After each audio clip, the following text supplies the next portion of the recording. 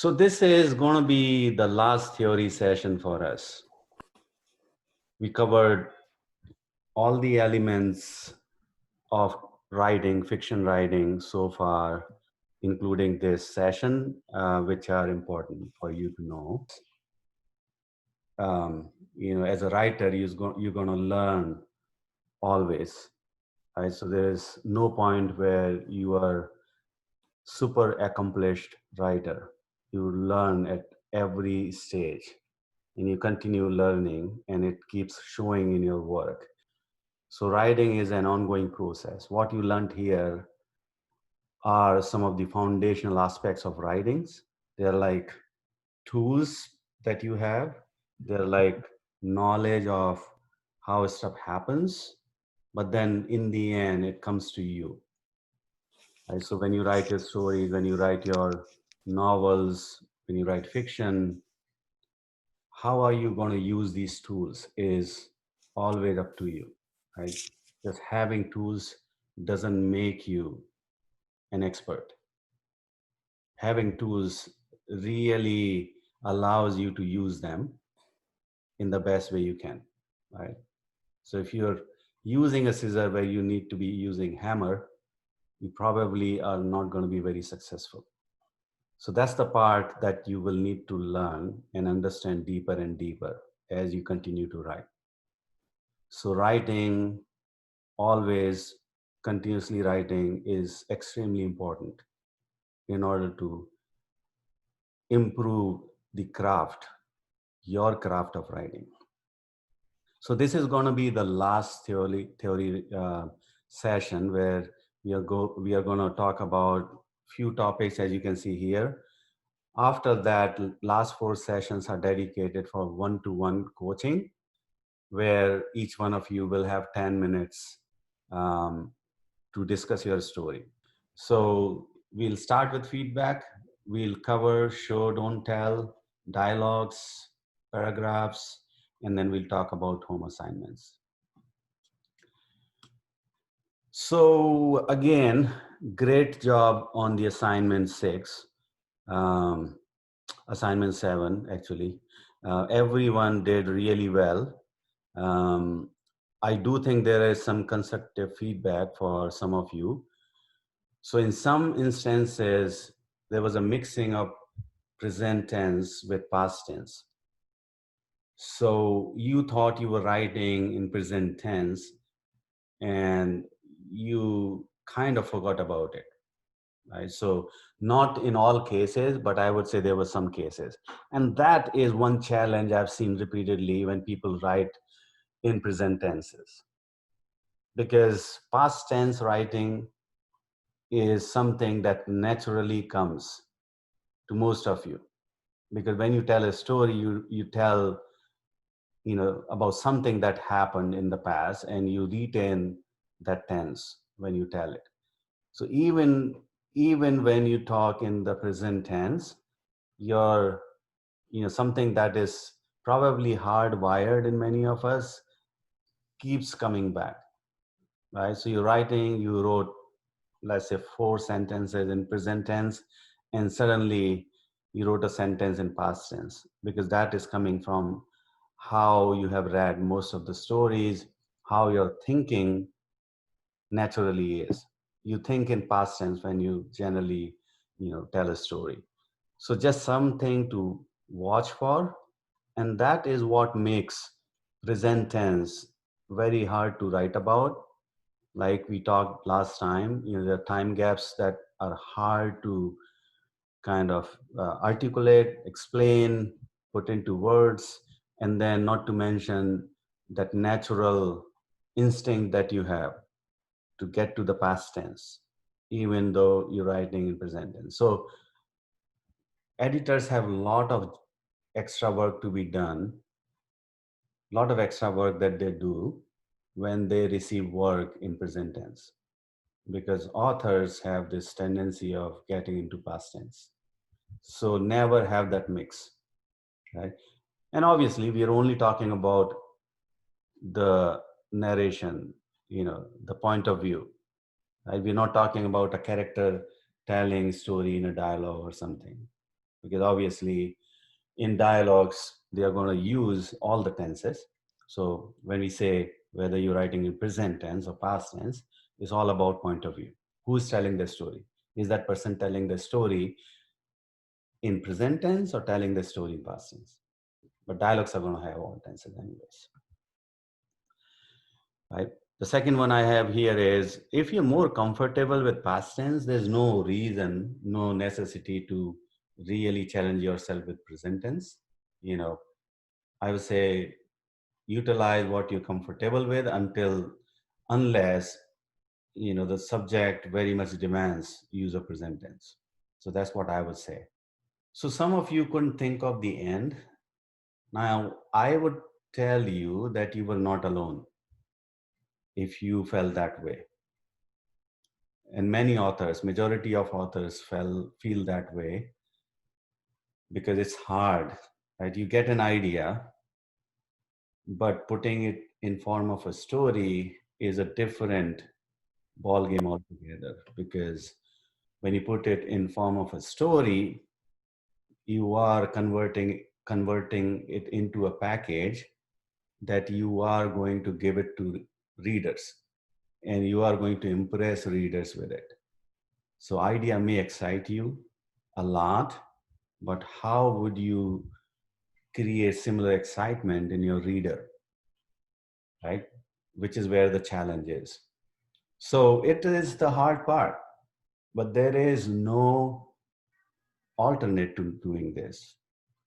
And I know some of you said that, hey, I'll get there when I get there. So I will continue writing and I'll naturally get at the end and do the end. So that approach will land you often in trouble, because by the time you get to the end, you will realize that, hey, I have not really reached the destination that I thought I would go to. And always remember what I said in previous sessions, that your end may be changing constantly, but there has to be an end at any given point of time that you have in mind. Because if you don't have it in mind, you cannot align your thinking to that end. You cannot align what you're writing in any chapter in that direction, right? So today, let's say you have an end in mind, you're writing for next 1 week, you're writing, and then you're figuring out, you're thinking, maybe this is not a good end for me. Let me tweak the end, and you tweak the end, and you come back, and then you have to modify what you've said so far a little bit, not whole lot, because obviously you won't go from an end which is like at the other extreme. Most likely it'll be little refinement or little different. So there is some amount of constant rework when you are having an end in mind at all times, when end keeps changing. But if you keep it till the end, and if the end changes, or if you don't land yourself at the right destination with respect to the end, you might even leave that novel or story. You might say, okay, I'm not going to do this much work. This is sunk cost. This is not happening. I can't change the whole story. I would rather want to write a new story, right? So always remember that it is very hard, but it is worth it. Most of the excellent things in life, they are hard, right? So just know that. Just think about an end. It may not be perfect for now, but you have to challenge yourself. Writing is one of the most complicated undertaking, specifically fiction writing, right? So it's not easy, but that doesn't mean that you shouldn't do it.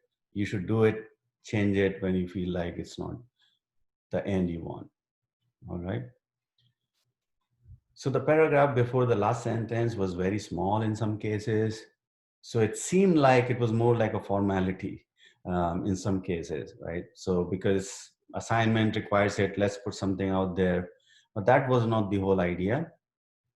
And the reason I explained why I wanted paragraph before the last sentence was, you need to connect more to your end, right? And the last sentence is extremely important. You want to continue thinking about it right away, but the paragraph before it actually gives you more details about what the end is going to be like, right?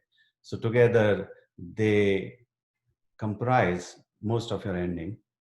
So I would say that it is hard again. Let's not avoid it. Let's try to think and do our best, right? And unless you think hard, you're not going to put the best product in front of your audience or your readers. So think hard, challenge yourself, and always consider 5 things. Writing is all about thinking about 10 things and then picking the best out of 10 instead of the first thing that comes to your mind. Remember that whether you're starting a book, ending a book, or, or coming up with ideas that you should write about, or even writing paragraphs, or even writing sentences, that process is the same. You will realize when you become writers and you gain success in the business of writing, you will realize that you will work on every sentence a lot, right? So that's true for everything, even with the even for the last sentence in your story or book, the last paragraph before that. You will get into this habit of trying multiple things and see what works the best, right? So it is that process of really being persistent, really getting yourself outside the situation and look at it as a reader and think like, does it really make sense? Does it really make me excited as a reader? Right. All right. So this is one of the most important aspects when you write fiction or non-fiction, doesn't matter. In writing, this is extremely important. And we covered this briefly, I remember, in one of the sessions. But as we talk about dialogues and paragraphs, it is important topic. So I'm covering it in more details here in this session.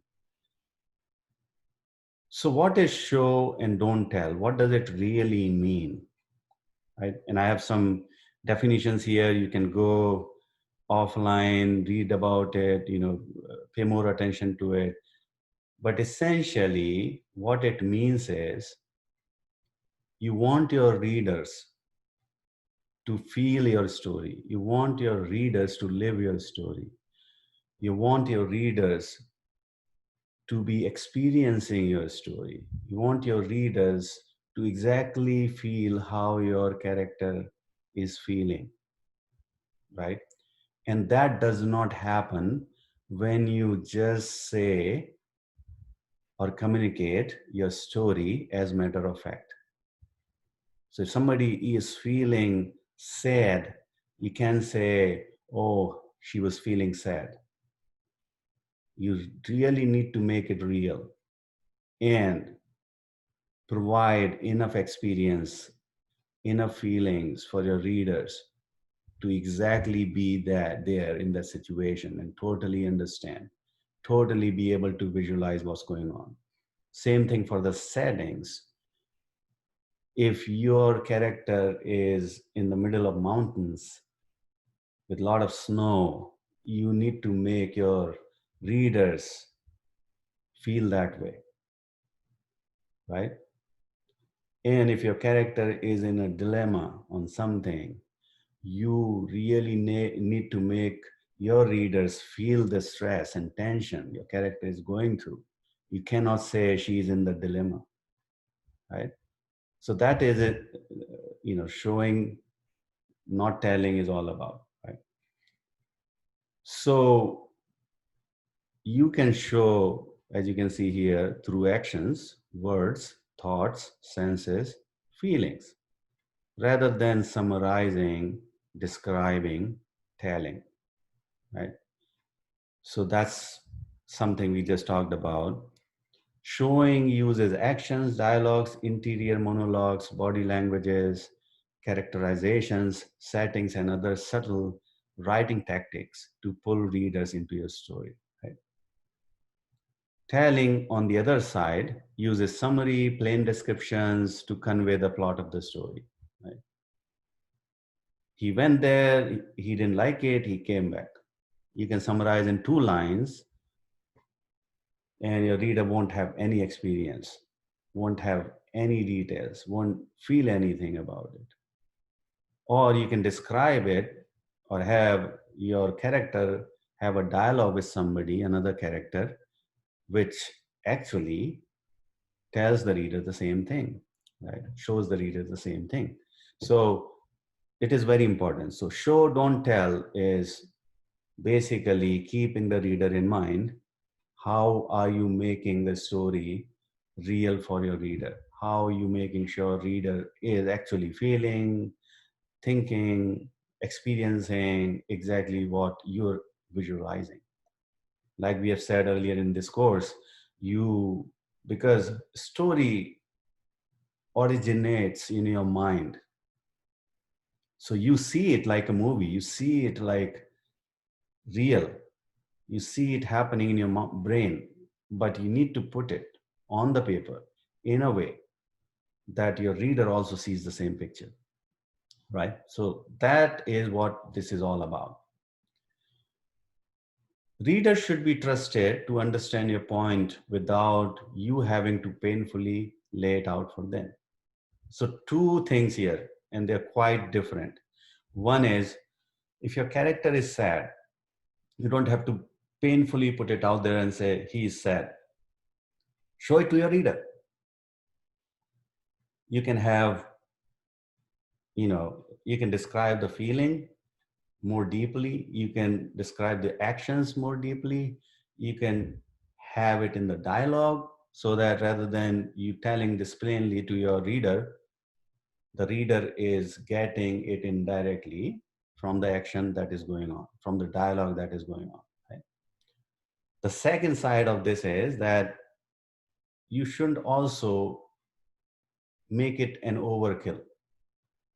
So there are few things that you should respect your readers for, that you don't have to tell them. Because if you tell them everything, they won't like it, because it will dilute your story, right? So here are two quotes that I have, very famous quotes that are very well known in, at least in the writing world. Don't tell me the moon is shining. Show me the glint of light on broken glass. Anton Chekhov, one of the very good writers, one of the famous writers from the past. He really nailed it, the idea of show, don't tell, with this quote. Right, so it's pretty clear. The next one, the dignity of movement of an iceberg is due to only 1/8 of it being above water. Why does iceberg get any importance? Why? Because you can see only 1/8 of it. If you see it all, the whole thing, nobody would care about it. It won't have its own identity, right? So that's the whole point about writing.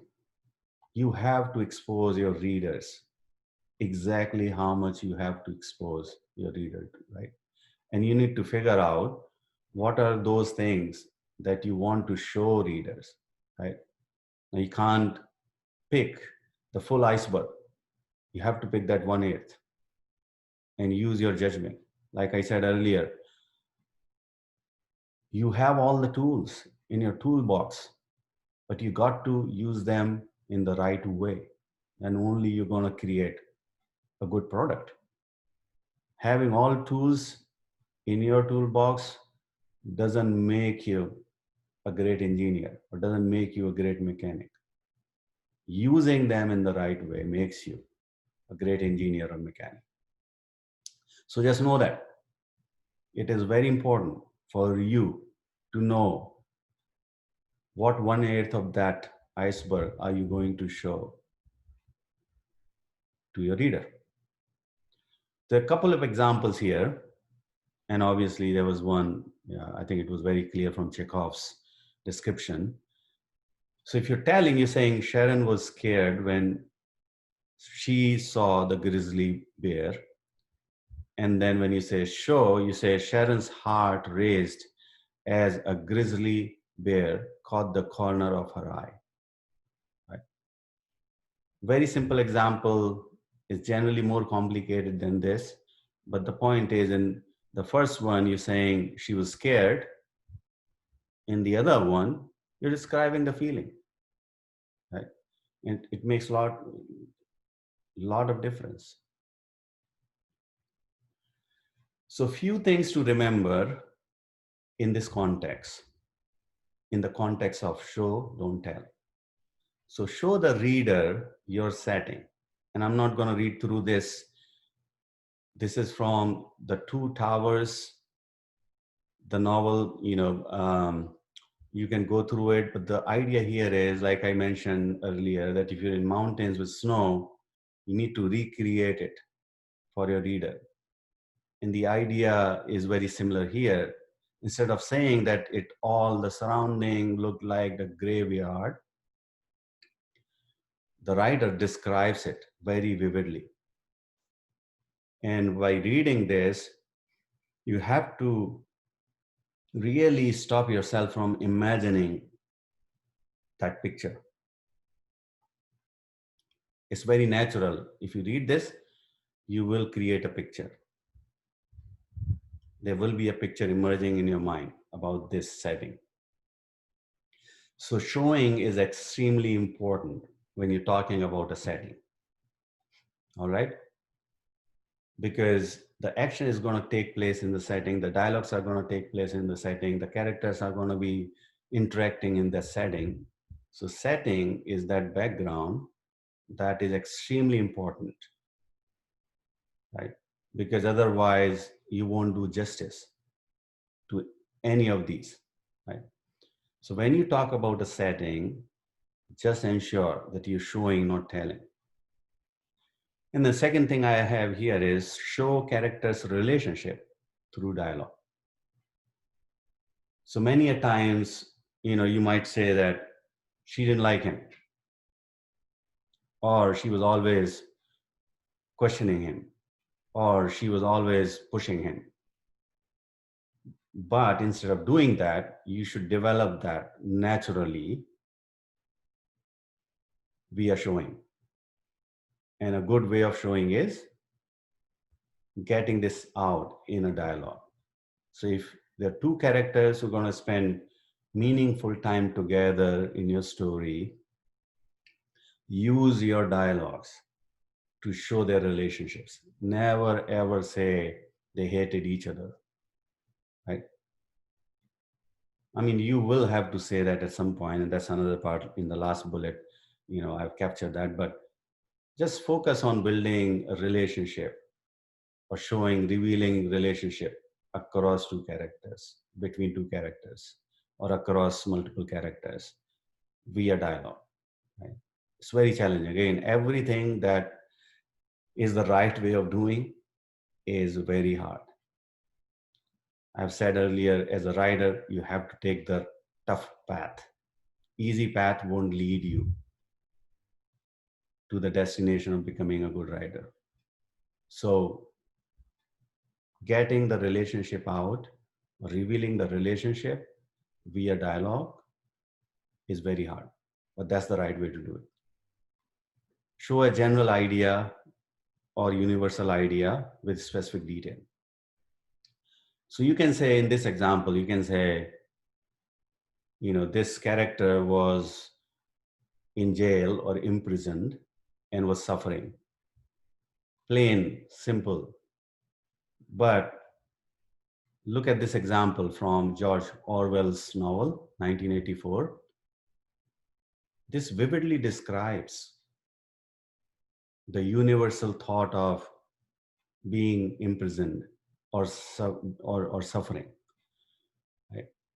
So when you say, for example, that, you know, somebody is suffering, it is very subjective.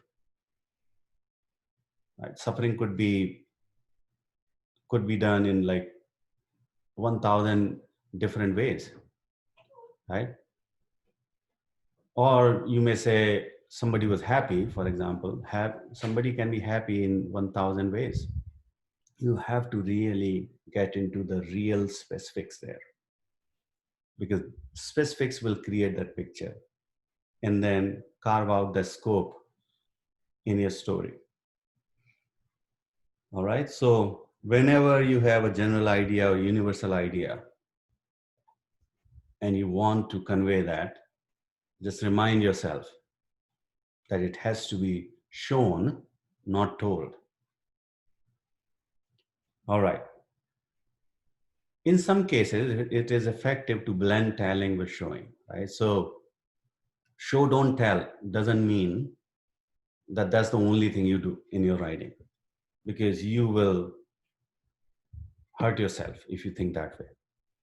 Because there are a few places where you will tell to make your writing more efficient, to respect the reader, right? Reader's time, and many other settings where you will realize that telling is really the best thing to do. So you will do telling, but limit it only when it is needed to be done.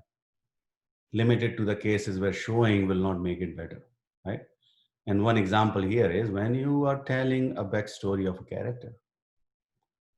So there is a main theme going on in your novel or in your story, and then you have to really quickly connect to the main theme, some backstory about a character, why a character is certain way, why character is doing this, or what happened to the character. You may not get into a lot of showing there. Now it depends on what kind of book you're writing as well, but this is just an example when you would likely not do it. So you will tell at that time and say, this is what happened, which is totally fine. So show don't tell doesn't mean that you never tell, right? Show don't tell means as long as you can show to make it better, don't tell.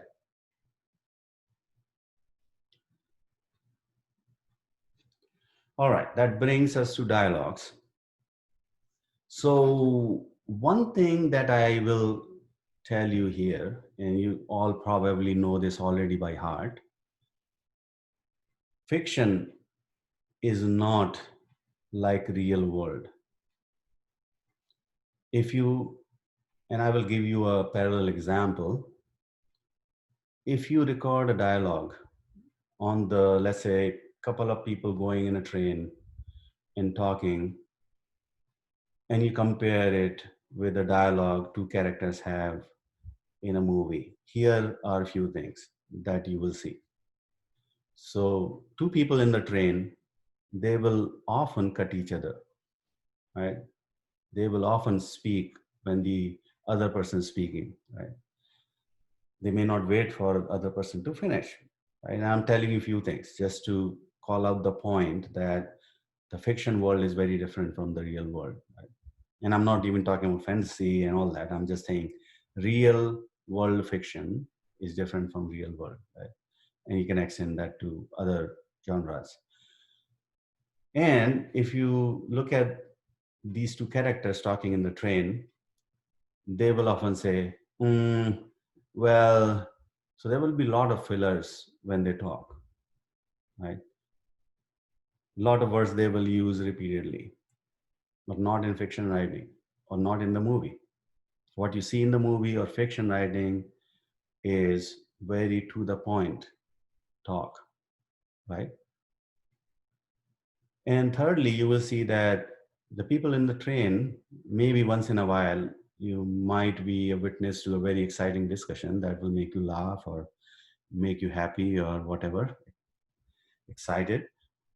But often the discussion is very matter of the fact, not exciting, general discussion, right? But in fiction, the discussion or in movie or books, the dialogue is really pushing the story forward. Now, why is it so? Because you're fast tracking real world when you go to fiction.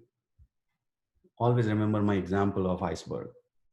So if you're only seeing 1/8 of the iceberg, or making readers see 1/8 of the iceberg, and you can do a good job in figuring out which 1/8 part of the whole thing this is, right? You can write very crisply. You can give them a very crisp package, right? Without them feeling something was missed. Right? How do they do it? Like good movies, 1 hour, 90 minutes, 100 minutes. When you watch that movie, you don't just believe a good movie. You don't believe that in 90 minutes, you know so much about these characters and their life. It's almost like you looked at these characters for several years. How do they do that? Right? So that's why the real life events, real life dialogues are so different from fiction world or fiction dialogues. Because in fiction, you are choosing carefully what your characters are talking, what you're revealing, what you're talking about, what you're describing, right? So quickly, so that's basically the sense of this slide here. Let me go through these items here if I miss anything.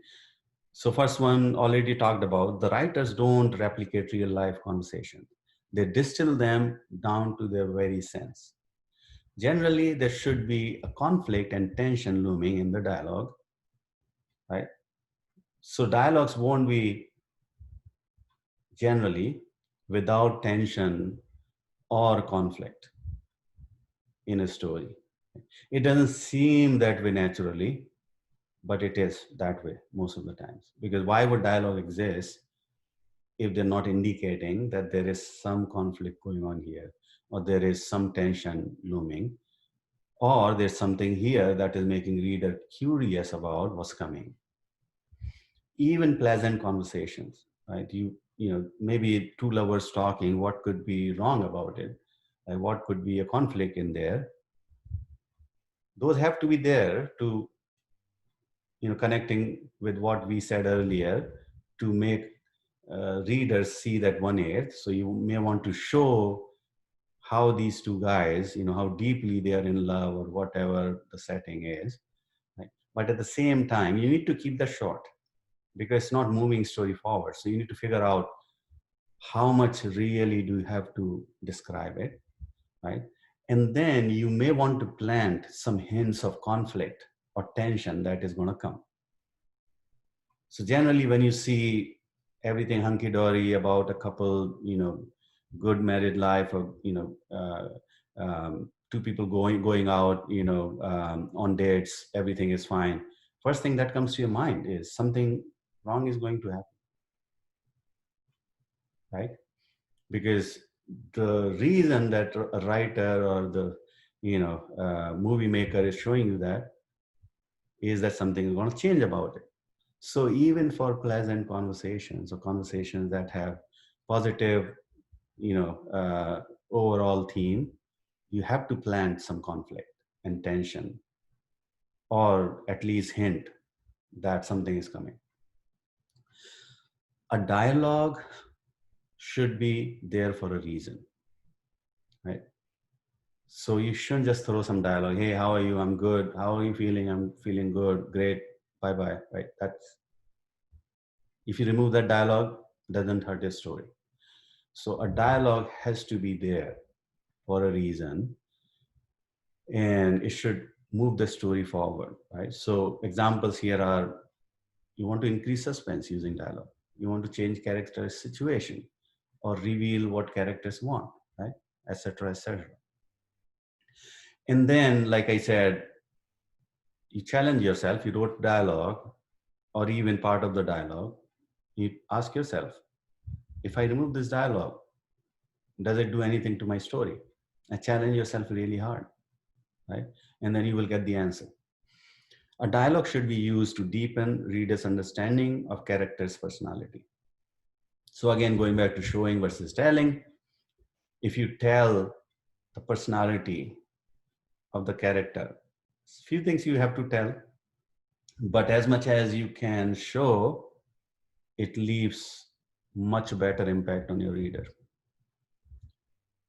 And it is more for novels than short stories really, but there is always an element of this that you can utilize in short stories, because novels take longer for character development, so you have more time to have dialogues. You won't rely on just one dialogue to build the character or reveal character to the reader. In novel, you have opportunities to build character over many scenes, right? So it's more appropriate um, for novels than real flash fiction or short stories, but there is always an element of this that you can use. A dialogue should provide more information, so it's clear. So it might be an important moment from childhood where you want the character to talk about that, hey, this happened with me, or it could be something that happened at office, which is kind of connected with the story, which is moving story forward. A dialogue must be kept concise, so you have to always cut to the bones. Right? You cannot have just fillers or just you know plain dialogue with no intent in it. So just know that it can't be just hi bye kind of dialogue. There has to be element in it that is moving story forward. If there is not, you should not have it.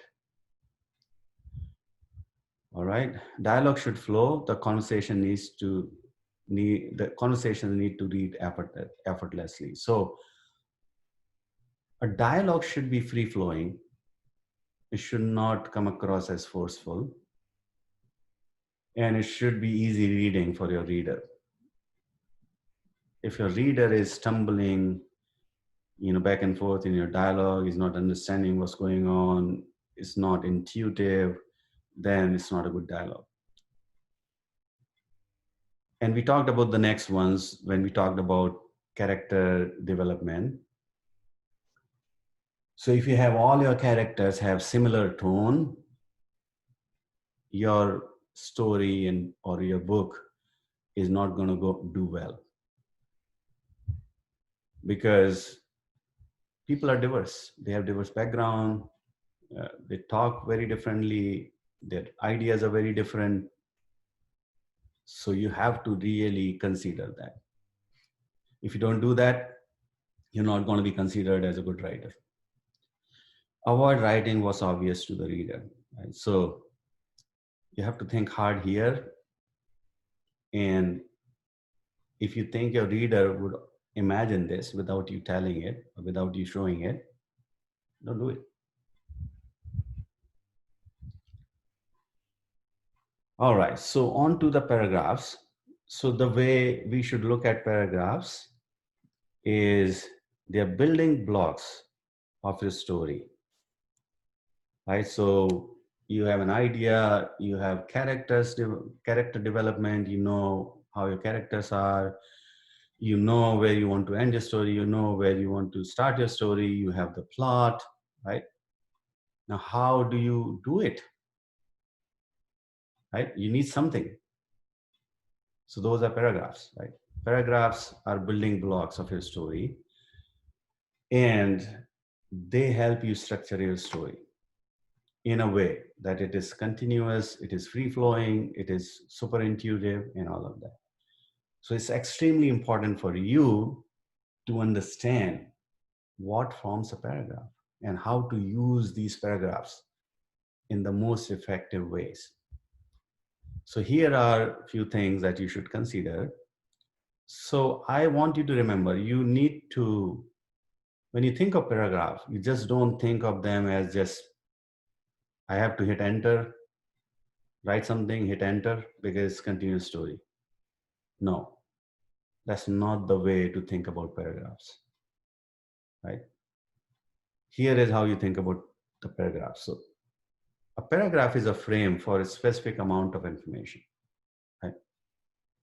So you like a chapter, for example. So you have a novel, you have 32 chapters in it. Each chapter, in a way, is conclusive about a thought, about a focus area, about something that you want to communicate at that point in the story. It's the same for paragraph. Within a chapter, a paragraph is that piece of information that is aligned at the right place in the chapter, like a chapter is aligned at the right place in the book. Right? It provides you piece of information that is needed for the reader at that point. Right? So paragraph does that.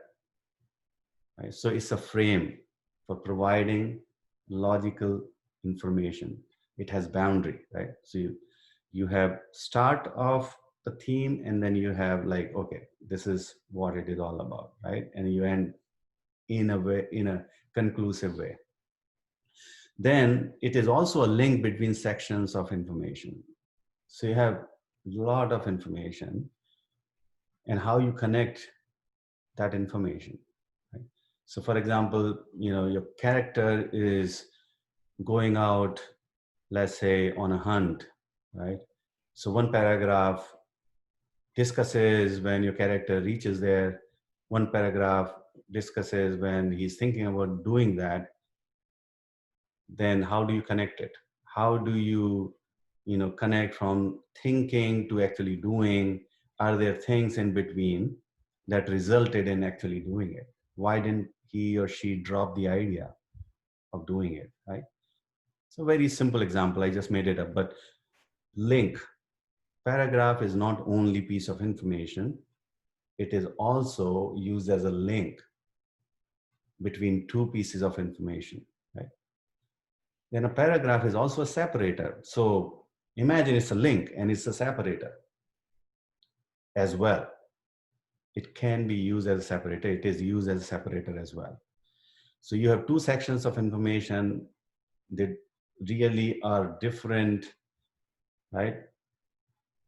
Then you use another paragraph. You break it and then continue with another paragraph. So it provides that separation as well, isolation as well. So for example, your character is thinking about, guests, who will be coming, right? And, what she or he would be doing, right? And suddenly, his or her son falls and hurts himself, right? You don't want to continue in that paragraph. You need to start with a new paragraph, right? So simple example again, but paragraph can be used effectively as a separator as well across logical pieces of information that you're going to share. Building block of scenes. So a scene comprises a number of pieces of information that have to come together to give your reader a full package, right? So a paragraph is a building block of the scene, like your chapters are building blocks of your novel. So everything works that way. And within paragraph, sentence do the same thing. They are building blocks of a paragraph. So it's the way to look at it is, you have 30,000 feet view. You look at like those 5 elements of the stories that we covered in the first session, right? And then you zoom in further, you see the plot. Zoom in further, you see the chapters. Zoom in further, you see paragraphs. Zoom in further, you see the sentences. Now everything is continuous. When you look at the top, everything seems continuous. But as you zoom in, you see more and more details, and they're very rightly placed where they should be. All right. So paragraph can be description, dialogue, action, exposition, or any combination of these elements, right?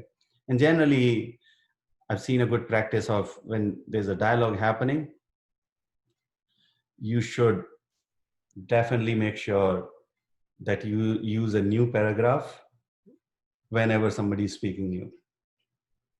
So if one person speaking, you can use that in one paragraph, but then when the next person starts speaking, you want to use a new paragraph for that. So we don't get into a lot of grammatical things in this course by intent, because I don't think, grammar is the, like, how, grammar is very essential for storytelling. You can always work with professionals who can work those things out for you. But this is one of those things that I see a lot of writers don't follow or forget to follow this in the early stages. So I just wanted to call this out. Whenever you have dialogue, use a new paragraph, even if it is just one sentence. Can we go to school tomorrow?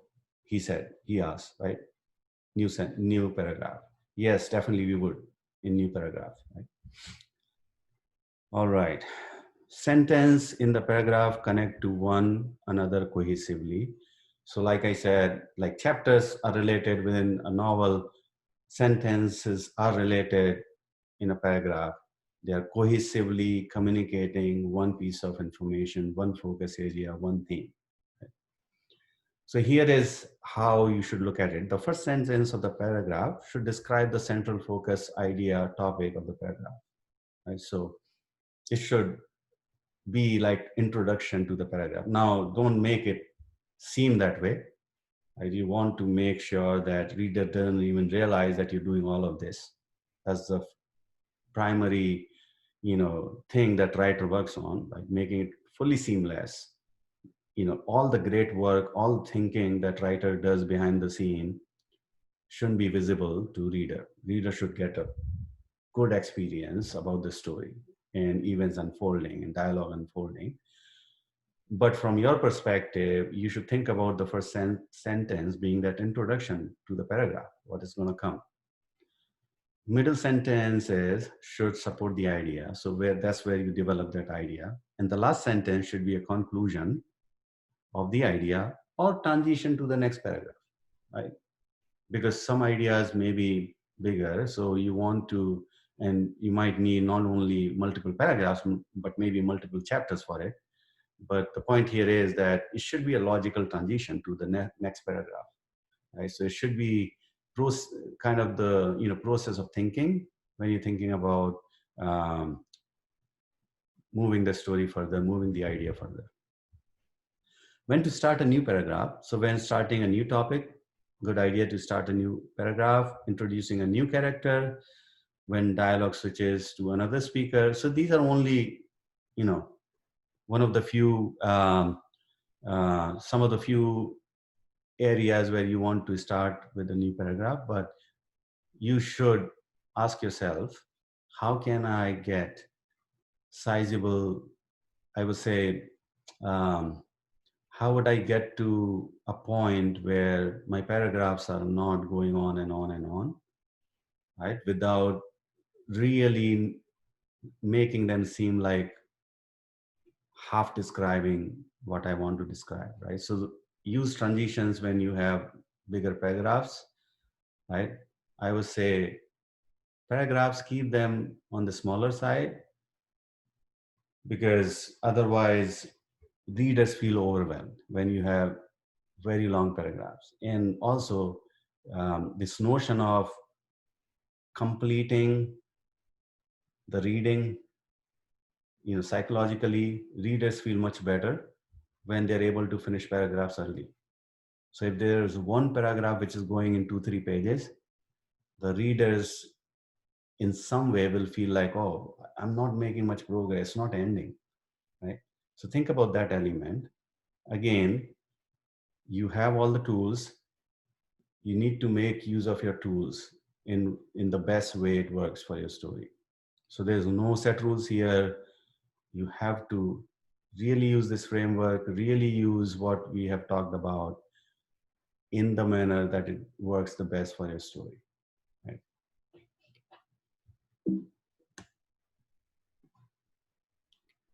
All right, so homework assignment 8. So this is going to be the last assignment, because we have finished the theory with this session, everything that we wanted to learn as part of this course, everything that you would need in order to start writing fiction, all the foundational elements of writing fiction. So this is going to be, in a way, the last assignment, which is go and write a story. Now, every tool, you have everything in your box. So finish your story.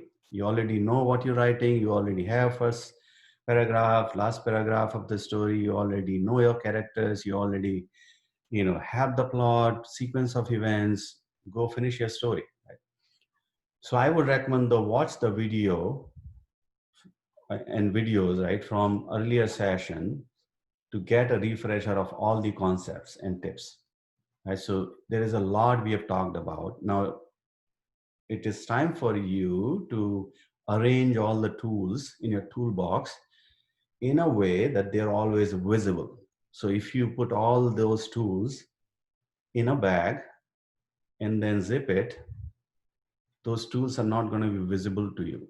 And when you need one of those tools, you may not even realize that you have that tool. So my recommendation would be that always you should be refreshing your knowledge of tools. So one thing I would recommend is you may fast forward it, you may skip the ones that you're very familiar with, but I would highly recommend that go to the videos on YouTube, kind of get yourself refreshed with everything we have talked about, so that as you start finishing your stories, you are able to see where you can use those tools to make a story better. The second thing I would say here is I've not talked about some of the do's and don'ts. Obviously, there are thousands of books on writing, and there's just so much you can teach on writing. There's no limit, right? Once I did an online, I would say, lecture. It was, I think, about 2 hour long. So I did that for one of the top universities in India. So it was their literature department. So I spoke to the students there, and the lecture was later, published as an audiobook, right? So, and I think as a Kindle as well, because there was demand, people asked for it. I put the script on the on my blog, but then people asked for it. Is there a more is there a better way to read it or listen to it? So I ended up converting into audiobook and Kindle book. So for those of you who are interested and who have Audible connection, I'm happy to give you free coupons for that book so that you guys can hear that book. Now, the reason I'm saying it here, because that book contains a lot of those do's and don'ts that we have not necessarily covered here, because we focus so much on the foundational aspects of the course here that I didn't want to overwhelm you guys with those. So very happy to give you free coupons. Again, won't cost you anything. Just text me on WhatsApp if you need a free coupon. The Audible is, I think, about 15-20 minutes. I don't even remember. Really short. I had shortened it even compared to the lecture that I had given. So it is not big commitment on your time. It's pretty short. If you guys want to hear it for those do's and don'ts of writings, just text me on WhatsApp and I'll give you a free code for Audible for that. So this is in connection with wrapping up this course, and there's still a few things I wish I would have told you, I could have told you about do's and don'ts, which you will find here in this book, at least some of them. Work on finishing your story. Sign up for 10-minute one-on-one session to review story. On these days that are listed here, we have those sessions, and these days are published as of now because I don't think there are more stories out there. I think these sessions are going to be sufficient. But if we need more session, and if all the slots are filled, we will publish more sessions. So sign up for 10-minute session. um, Ramya has created these sessions. Thanks for We Strive and Ramya for all the support. You can go ahead and pick one of these slots. And the only thing I ask there is that on the Saturday that you have the slot, we will talk about your story and I will give you feedback on your story. So on the Wednesday prior to that slot, I would want that story to be in the folder of session 8 so that I can read your story and I can think about comments and inputs on your story, right? So once that session, one-on-one session happens, you go back, incorporate all those comments and republish your story, which I will go offline, take a look, and may still have some comments on that, which you will address. But at least that one-on-one session, the reason I wanted to have that is active dialogue is very important in communicating quickly what I would like to communicate with you, and also allow you chance to respond and ask questions that I can address then and there. So we will probably continue a couple of iterations even after that. But this one session, I wanted to throw it out there, um, just to make sure we get chance to actively talk about your story. And when this session happens, nobody else is dialing in, so that logistics part we will cover separately. We're going to publish who are the people who have signed up for a particular Saturday, and nobody else should join. And they should join just on their time, right? You shouldn't be joining earlier or later on because then you're encroaching on another session. All right, put your story in session 8 folder so that I get time, do it by Wednesday before that Saturday where you're having your slot so that I get some time to go into it. And then any questions in the meantime, so we won't be meeting as a class after this, but any questions you have on your story, right? Even before your slot comes, your one-on-one happens, just send it to me on WhatsApp, as direct WhatsApp, not in the group. If you're comfortable with the group, do that in the group as well. Just trying to avoid any confusion with so many messages going on there. Lastly, I would say you guys have something here which most authors don't have, which is what I've said in the past, having somebody to read your work and give you feedback.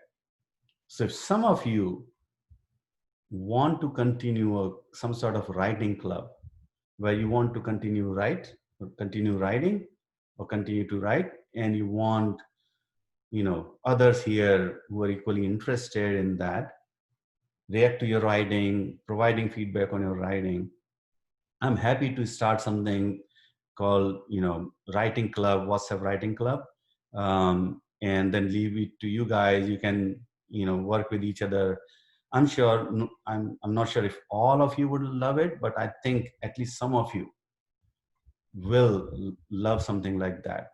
Will love ability to publish your writing to your fellow group and then ask for any inputs, right? Because that's very important. That's one thing that many writers struggle. They don't get time commitment from other writers or other people or readers, right? And then there is this whole paid thing that people charge you for reading their work, which I don't think is a good idea, because whenever it's done for money, it's not it it loses its purpose. So just think about that. If you guys want to have something like that which is ongoing, doesn't have no time commitments, but somebody comes up with something and says, hey guys, I have a story, anybody willing to help me reading the story, providing me feedback? And then maybe a couple of people raise their hands in a group of like 40-50 people, assuming that those many will join.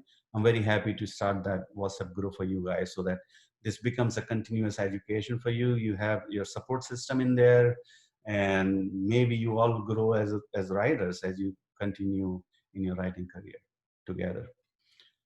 All right. So with that, I will stop here and open it up for questions. Let me stop sharing here. I had a few questions on dialogue. Sure. Okay, so the first one is that you mentioned that you need to like write the characters differently, like their speaking style. So how do you have any tips or general advice for how to do that? So just to relay a question back, so you're saying when we talk about different voices for characters, so that it doesn't seem like narrator, speaking for every character, but every character has his or her own characteristics. Is that what you're asking? Yes, so like how to do that well. So there is no easy way, right? This is the hard part.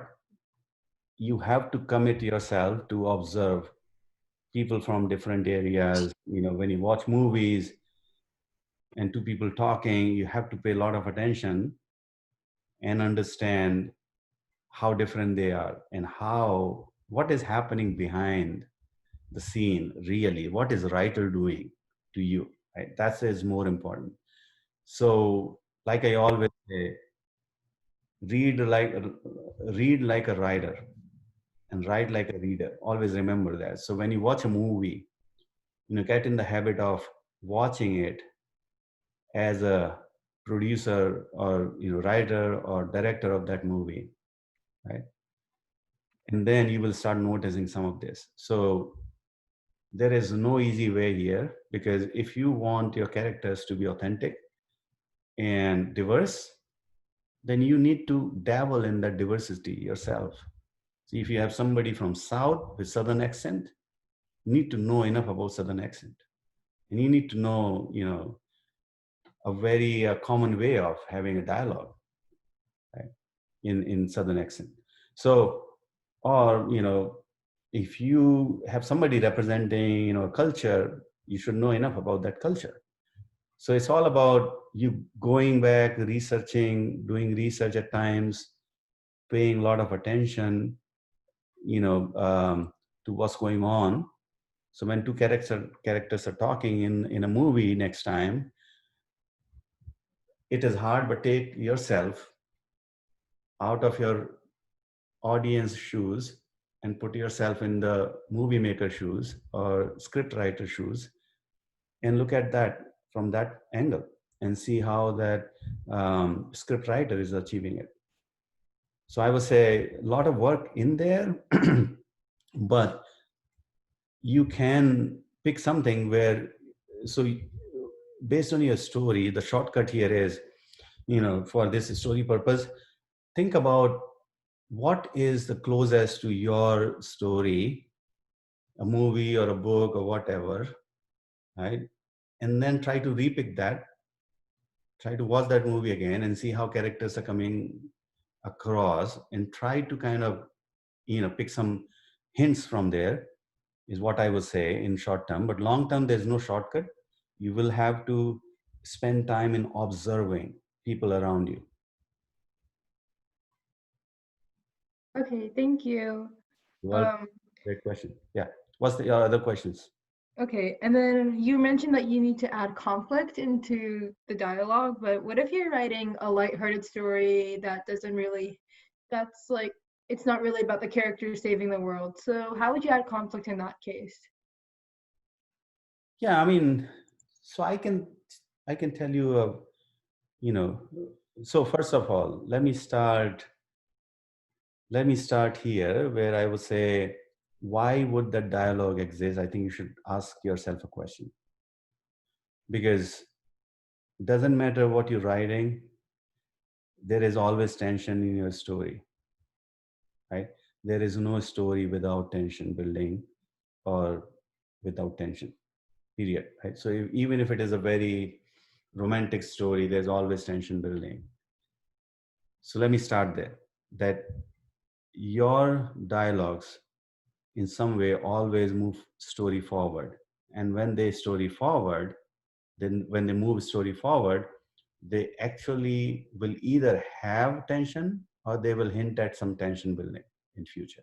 And either one of those are fine, right? And so from there, I will go and take a very simple example. This person, comes from work and, let's say his wife says there's food in the refrigerator. He opens it. He said, "Oh my God, chicken again?" And she was like, "Oh, we have not had chicken for long time." And he may say, "And we had it last week, we had it week before that," right? So if you were going to show that they're argumentative, you can utilize, a dialogue which, you might not have done this. Otherwise, you might have just said that, he comes back, he's at the dinner table having his dinner and this thing happened, right?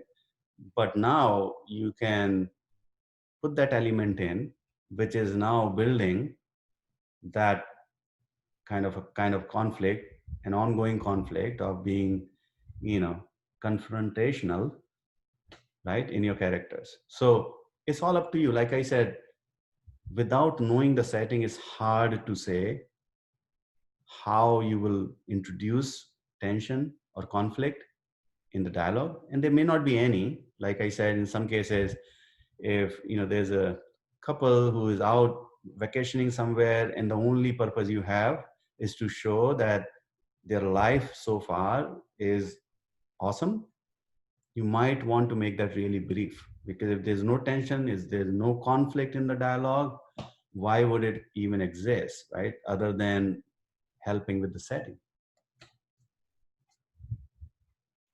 Does that answer your question? Yes, it does. Okay. Awesome. And my final question was just about dialogue tags in general. Like, I know because I've heard conflicting things like "you said" or like "don't use the word said." So, what are do you have any advice for dialogue tags? Yeah, so that, there are theories that different. Let me send you some reference on that. It is 1 hour discussion its own, because two schools of thoughts. One school of thought will always say, if you say he said, she said all the times, then you're boring your reader, because you're not saying, she angrily said that, or she blurted this or whatever. And there is another school of thought which basically says that if you're using too many descriptions, right, then you're basically telling, not showing.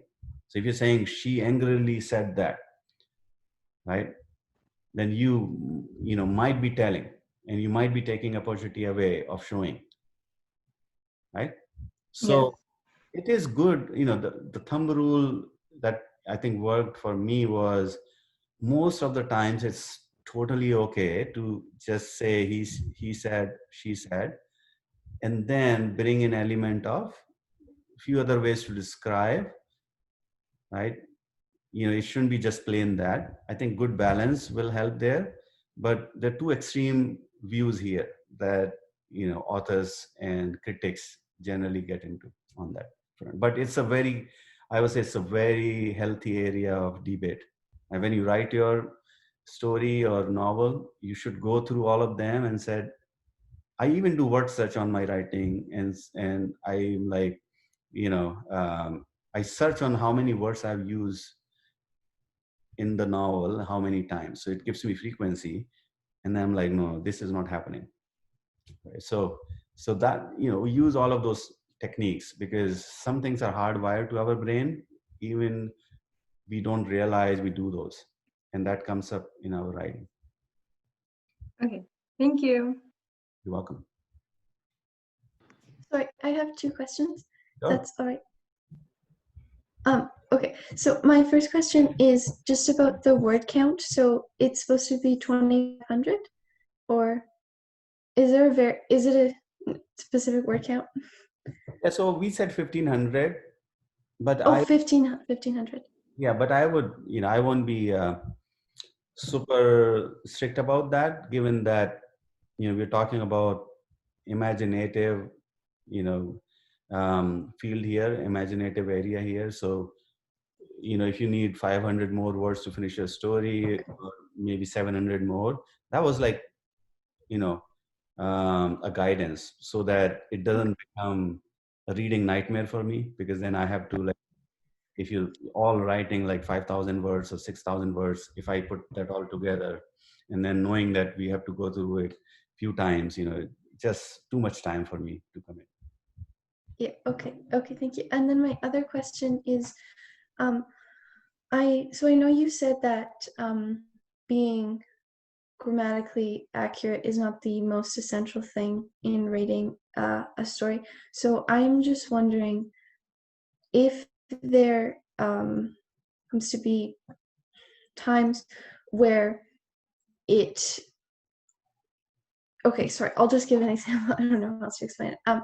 So for example, like dangling prepositions. So technically we're not supposed to end a sentence in a preposition, right? But sometimes to switch it to the middle of the sentence can make the sentence kind of awkward and confusing. So is it better to leave it grammatically inaccurate, or is it better to switch it but have the flow be less nice?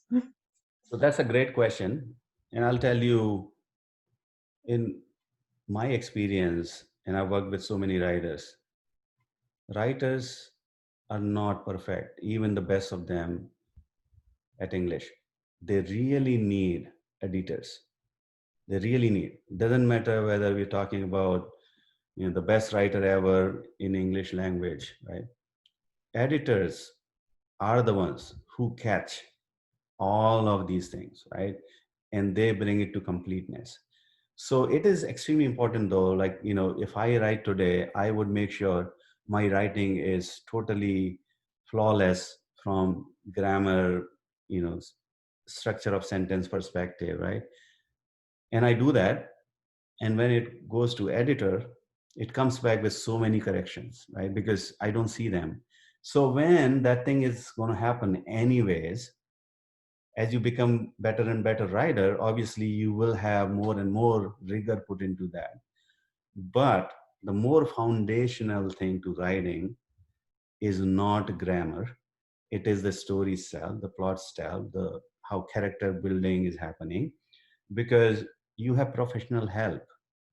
You have thousands of people out there who can do this very quickly for you. But story is your own creation. So imagination part is more important than something which is like, you know, more like a science and math, where you give it to somebody, hey, tell me about, and that how editors work. So there are number of different types of editors, right? So there are copy editors, there, this editor, that editor, line editor, and there are structural editor as well. Like if your story is not structured correctly, they will say the scene should come here. Maybe you should think about giving more time to this character. You should elaborate more on this situation. You should talk less about this, right? So it goes right from checking spellings, punctuation, to all the way looking at your story very holistically. And these guys do phenomenal job. You need to find the right one. So most of the big five editors, they do phenomenal job with that, right? So specifically when you guys are starting your writing careers, or starting as writers, I don't really want you guys to kill yourself for grammar, punctuation, all of that, right? Because then you're not really paying attention as much as you have to the other critical part, right? If your story has thousands of grammatical mistakes, but it is going to be the best selling story, you will have publishers. But if you're perfect in grammar and your story is not going anywhere, nobody will publish it, right? I would, however, say, and I'm, also like one of the, like, I love looking at marvelous sentences. Like, so I'm that kind of person. I'm like, sometimes I write sentences, and specifically from Kafka, Jean Ponchon, and Camus. These are like masters of writing sentences. Like they're perfect, technically perfect. So I'm, I love it. But at the same time, I think the element of storytelling, the actual story, the plot is really the soul of writing, right? So you'll get there where you will say, what a wonderful sentence. And some of those we saw when we talked about first, opening sentence or closing sentence. They're like most beautiful creations, right? And they require you to know grammar, punctuation really well, right? But at the same time, story is still the soul, plot is still the soul of your writing, right? So learning that first, and then going and honing your art of, making a sentence beautiful creations. I think it works that way really well. Okay, thank you. You had another question? So I'm gonna guess this isn't really gonna happen to anyone, but just in case, what if your story ends up being less than 1,500 words? Is that the limit for the? Yeah, that was the guiding thing. So like, similar way, like it can go up, it can go down as well. Every story, is requires a specific treatment. And, if it is a story that is better in 1,000 words, then don't try to expand it more, Okay. And some authors, get in that trap. So they, believe it or not, like authors, and I work with some authors, they want their books to be 500-page book, and then they even ask, the publishers to make it in bigger font so that it seems like they've written a 500-page book. Or sometimes they add scenes and things like that just to make it a thicker book, because they think like readers will like it to buy a thicker book than thinner book, because they're paying, it has gone to that level of, commercialism or whatever you want to call it. But I would say there shouldn't be a word less or more, right? You think this is it, then this is it. You shouldn't think about reducing words or adding words if you think what you just wrote is perfect. Okay, thank you. You're welcome. So me and Olivia were planning to do something like what you were saying. So like, would you mind starting it so then we could like join in and like also contribute our ideas? That's awesome. So I will do it. I will start a new WhatsApp, and then I'll post the link in VStribe, chat, because they may be running future courses on that WhatsApp group, right? So it's a good idea to separate that writing club from that WhatsApp group. So let me start it and send a link out to you guys. So I would say this is really going to help you guys if you can continue sharing ideas, sharing your writings, and asking for feedback. It's like give and take. You write it, publish it to others, they give comments, and they write, then you provide comments. That community feeling, if you can develop that community, I think will be great. All right, I know we are way over time. Any last questions anybody have? You mentioned that we might be having like future courses with Restrive. So would you be planning to do like another course that's like a continuation or like an advanced version of this course? Because this was like an introduction course. So I was just curious. Yeah, so definitely a lot of people have asked me, about doing something similar for advanced story writing, novel writing.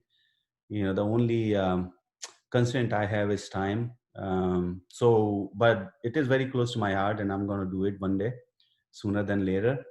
I'll just make sure that you guys hear about it. Great, thank you. Welcome. All right, with that, thank you everyone. And I'm looking forward to one-on-one sessions. Just make sure you submit your work before that, because that's where the real implementation of the concepts is that we talked about. So I would really get very deep with every story. So get your story by Wednesday. If you're, coming for one-on-one on the following Saturday, so that I get time and you get time to look at my comments in time before coming to that one-on-one.